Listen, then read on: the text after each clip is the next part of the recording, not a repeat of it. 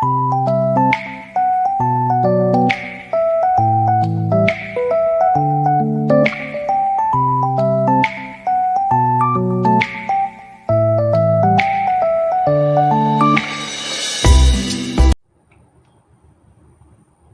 guys! Today's video po ay mag-steam ako ng pork ribs with soybean sauce. Ito po siya guys.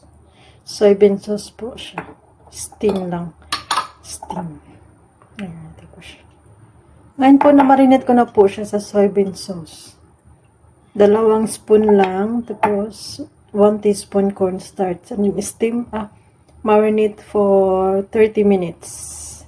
Then, may 30 minutes na po siya na marinate. Luluto ko na po siya, guys. At ito na po, guys. At pakulo na ko ng tubig para sa marinate ko na yung steamed pork ribs with soybean sauce. Pakulo lang po natin. Tapos ilalagay natin mamaya yung steaming plate. Ito na nga po siya, guys. Kumulo na. Nilagay na natin yung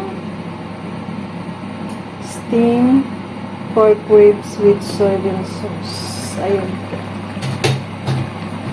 Then, lalagay na po natin. Ayan. And then, steam po natin siya for 15 minutes po. High fire. Ito lang po natin siya maluto after 15 minutes.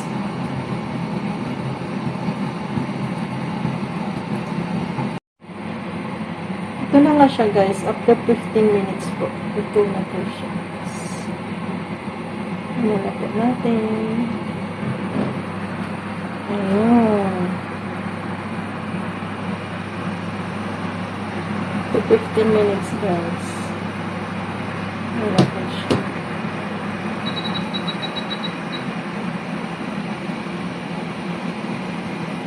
Ayan. Okay po, ready na siya. Bye!